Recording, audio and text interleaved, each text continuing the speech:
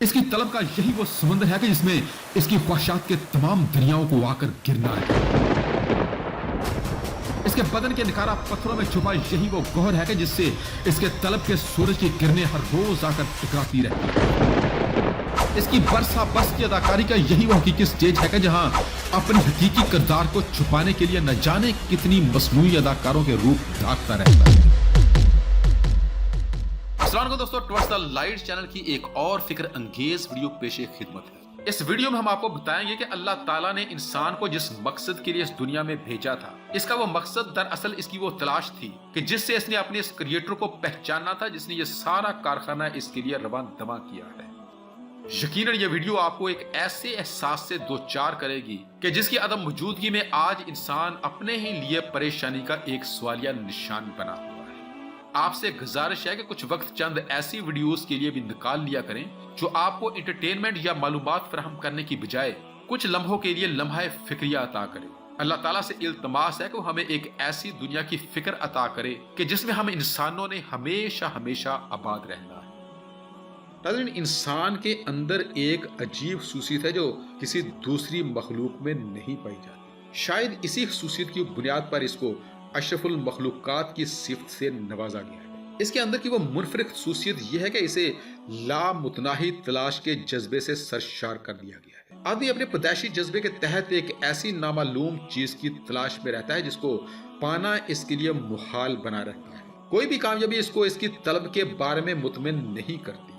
कोई भी नाकामी इसके अंदर इस जज्बे को फना नहीं कर पाई। इसकी कोशिशों के तमाम हसूल इसके अंदर की इस बेचैनी को मुतमिन करने में नकारा रहे हैं। दुनिया के फिलासफर इसको आइडियल की तलब कहते हैं। ये आइडियल की तलब ही तमाम इंसानी सरगर्मियों की हकीकी और आखिरी कुव्वत मुहर्रका है। यही वो तलब है कि जिसके हसूल के लिए इंसान सदियों से मुशक्कत के रास्ते पर महवे सफर है। अगर ये तलब ना हो तो दुनिया की तमाम सरगर्मियां अचानक ठप होकर रह जाए। कुदरत के कारखाना की ये तमाम मशीनरी एक दिन जामद होकर रह जाए। इंसानी जहन की यही वो जबरदस्त तलब है कि जिसको फ्राइड ने गलत तौर पर जिनसी ख्वाहिशात से ताबीर किया था। एडलर ने इसको गलत तौर पर हसूल ताकत की ख्वाहिश करार दिया था और मैकडोगल ने गलत तौर पर यह कहा था कि ये इंसान की तमाम हैवानी जबिलतों की मखलूत का एक पुरइसरार नतीजा है।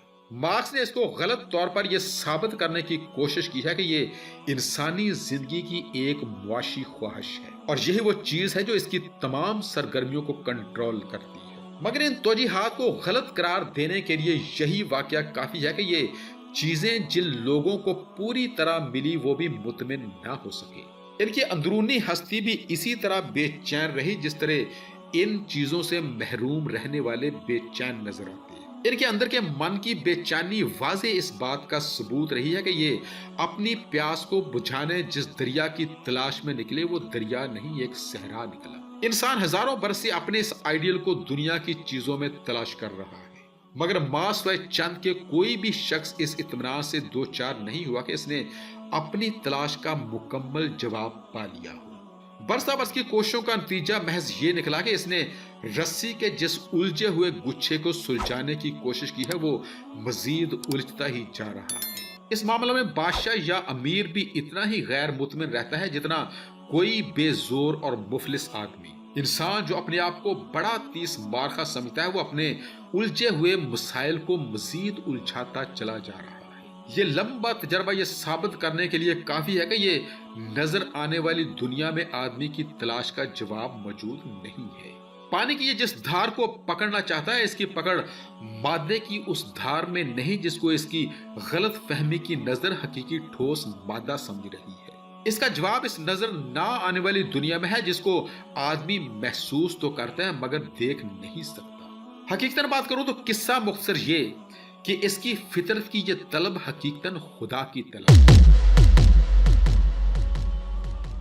ये वो तलब है कि जिसकी तलब के आगे हर तलब बेमानी हो जाती है। यही तलब वो बच्चा है कि जिसको बूढ़ा होने के बावजूद भी माँ की तलाश रहती है। आदमी जिस आइडियल को पाने के लिए बेकरार रहता है वो इसके अंदर की पुकार इसका खुदा है। अपने आइडियल को पाने की यही इसकी तड़प इसके खुदा के मौजूद होने का सबसे बड़ा सबूत है। हर आदमी जिस चीज की तलाश में है वो दरअसल वो खुदा है जो इसकी रूह में समाया हुआ है।